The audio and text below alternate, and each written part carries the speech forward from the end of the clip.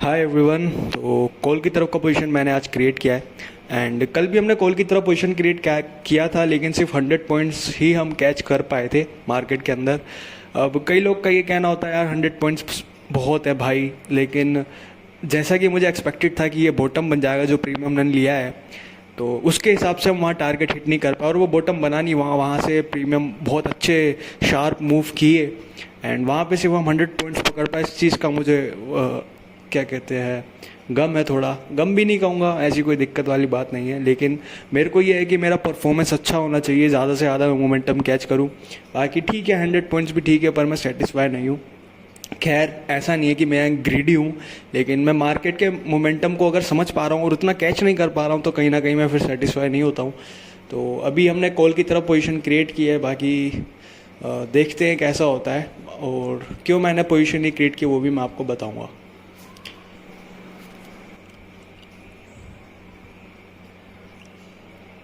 तो थोड़ा बहुत प्रॉफिट चल रहा है यहाँ पे एंड प्लान मेरा आज ये था कि अगर टॉप पे मैं शॉर्ट करूँगा मार्केट को तो वो भी मेरा प्लान है, रेजिस्टेंस पे शॉर्ट कर दूंगा, लेकिन मैं वो कर नहीं पाया तो मार्केट नीचे आ गया। उसके बाद मेरा प्लान था कि डिप पे बाय करूँगा, क्योंकि अगर मैंने शॉर्ट किया होता तो 100% यहाँ पे मैं टारगेट बुक कर रहा होता। ठीक है, आप मेरे सोचने का नज़रिया समझो।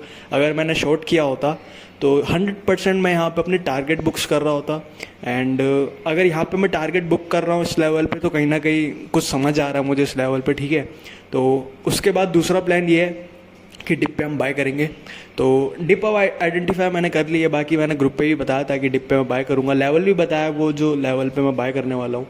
तो बस मैंने वहाँ पे बाय कर लिया, इसमें कोई रॉकेट साइंस नहीं है। इस लेवल का इस ब्रेकडाउन वगैरह होगा तो यही मेरा स्टॉप लॉस होगा, लेकिन कहीं ना कहीं मैं स्टॉप लॉस ले नहीं रहा हूँ। अब वो हैबिट सी बन गई है कि मैं स्टॉप लॉस भी नहीं ले रहा हूँ, जो कि गलत बात है, ये कोई अच्छी बात नहीं है।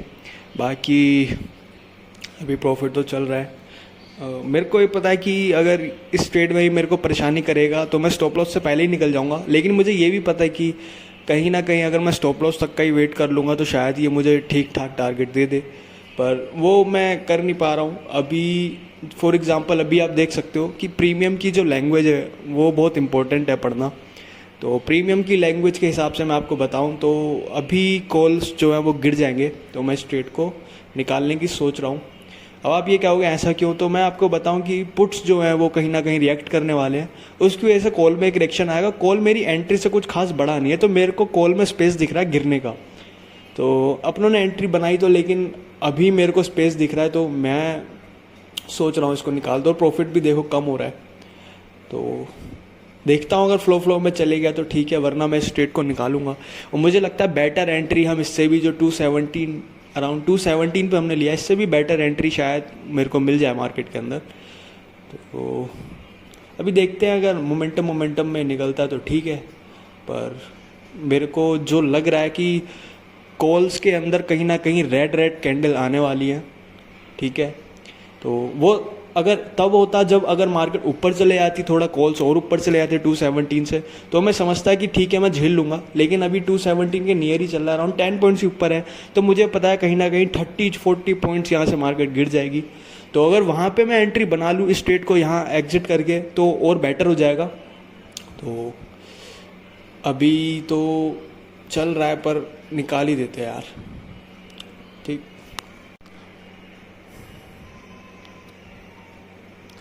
तो यहाँ पे अपन चार्ट लगा लेते हैं। तो अभी लाल कैंडल तो नहीं आई, ग्रीन कैंडल आ रही है यार। तो ग्रीन कैंडल आ रही है और मोमेंटम भी आ रहा है। अराउंड 217 पे मैंने बाय किया था इस ट्रेड को, राइट। तो ये कुछ अपना प्राइस था और अराउंड 30-40 पॉइंट्स अप चले गया ट्रेड। देखो, मुझे अभी भी लग रहा है कि लाल कैंडल आ जाएंगी, पर हो भी सकता है यार ये चले जाए, लेकिन अगर मैं दोनों तरफ कदम रखूँगा कि मैं ये चीज़ भी कर लूँ मैं वो चीज़ भी कर लूँ तो मुझे दिक्कत होगी वहाँ पे, राइट। तो ये देखो एक रिजेक्शन, अब ज़रूरी नहीं है ये वापस ऊपर जाके भी लिक्विडिटी लेके अप हो सकता है, लेकिन मैं सोच रहा हूँ कि नीचे आने वाला अराउंड 203 या 204 तक ही आ जाएगा। तो प्रीमियम की लैंग्वेज बहुत इंपॉर्टेंट है, ईयर्स ऑफ एक्सपीरियंस और क्या बोल सकते हैं इसको, मेरी लर्निंग्स जो हैं जो आज तक मैंने कोशिश की है मार्केट में फाइंड आउट करने की, तो मोमेंटम आ रहा है ठीक है, एंड थोड़ा बहुत रिग्रेट हो भी रहा है, पर जैसा कि मैंने 1000 बार इस चीज़ को देखा है, पढ़ा है, समझा है, तो मुझको लगता है कि रेड कैंडल मार्केट में आ सकती है।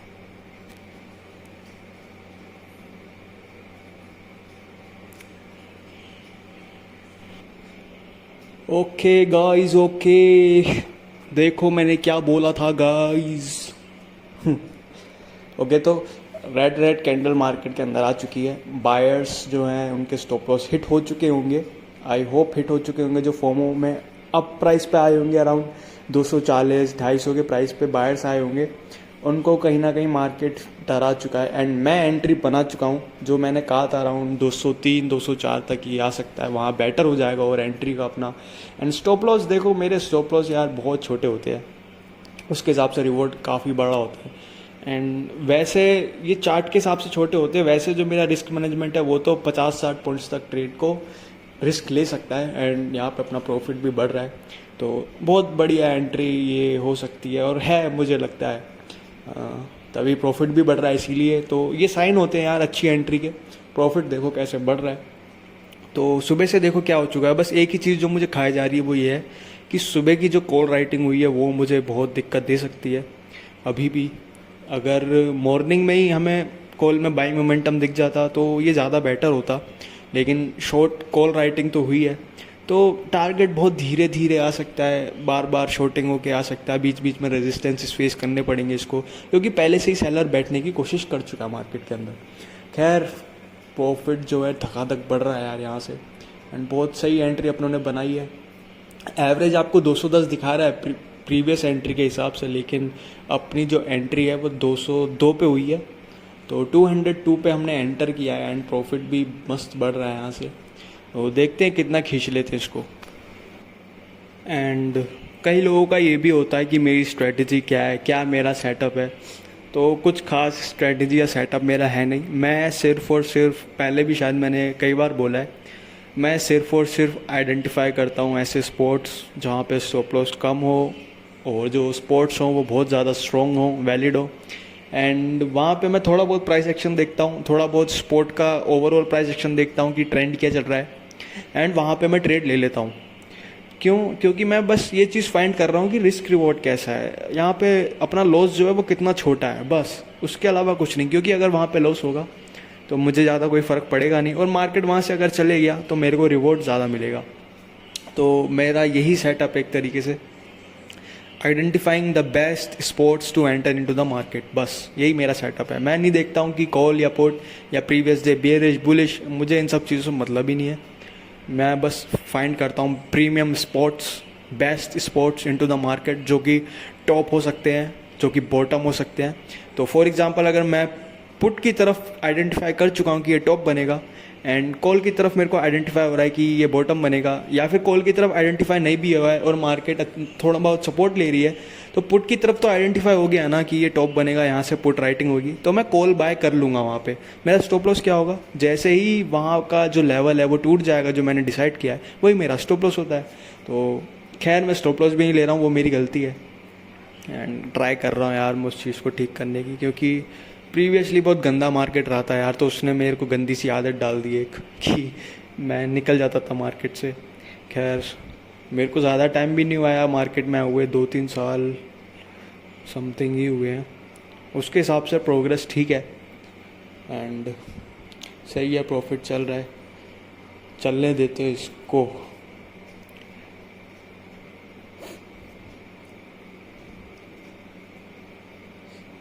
टू 40 समथिंग प्रीमियम पहुंच चुका है, तो मुझे लगता है आज ये भी बॉटम बन जाएगा कॉल में। एंड मैंने कल भी कहा था कि जब मैंने बाय किया था वो वाला प्रीमियम 245 के अराउंड शायद, तो मैं कह रहा था कि ये पोजिशनल भी लेके जा सकता हूँ मैं, लेकिन वो रिस्क मैनेजमेंट के हिसाब से वो ट्रेड पोजिशनल लायक था नहीं, क्योंकि बहुत ज़्यादा कैपिटल नहीं है मेरे पास, और मैं कोई कोर्स भी नहीं बेचता हूँ कि पैसों का जुगाड़ कर लूँ। कोई बात नहीं, मुझे ट्रस्ट है अपनी जर्नी पे कि मैं कर लूँगा इससे, एंड आप लोग को भी ट्रस्ट होना चाहिए, आप लोग को भी मेहनत करनी चाहिए, तो आप लोग भी कर लोगे। फ़िलहाल प्रॉफिट चल रहा है, ठीक है, देखते हैं कितना बुक कर पाता हूँ। ये प्रॉफिट चलने से कुछ नहीं होता यार, बुक क्या होगा वही मेन चीज़ है अपनी। And let's see.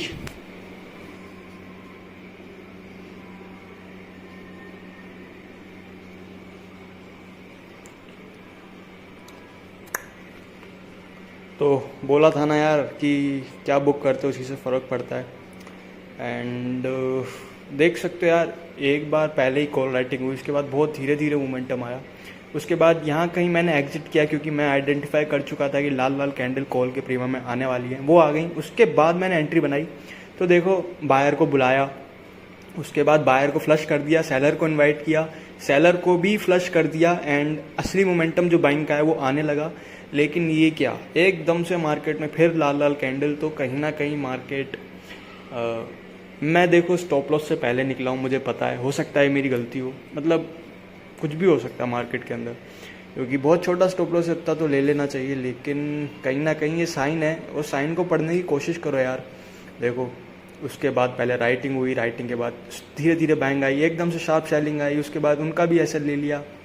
तो यहाँ से अगर ऊपर जाती मार्केट तो कॉन्फिडेंस आता और बाइंग करने का। लेकिन एक बार इतनी बड़ी राइटिंग हो गई, उसके बाद मोमेंटम ऐसा ही आता है, ये हमेशा की बात है। जिस प्रीमियम में पहले राइटिंग हो जाती है वहाँ प्रोबेबिलिटी रहती है कि धीरे धीरे मोमेंटम मार्केट करेगा। तो अपनी बाइंग ठीक थी, स्टॉप लॉस अभी हुआ नहीं है, और अपन का ट्राई होता है कि बिल्कुल बॉटम पे हम एंट्री करें। जो 1 डे का चार्ट बनेगा उसमें अगर बाइंग आएगी तो हम बिल्कुल बिल्कुल लो प्राइस पे उसको पकड़ें और टॉप पे उसको सेल करें। तो एंट्री भी ठीक थी, सब ठीक थी, मोमेंटम थोड़ा मार्केट से मैं निकल गया जैसी ये बड़ी बड़ी कैंडल्स कुछ आई। तो खैर यही कुछ बुक कर पाऊँ मैं।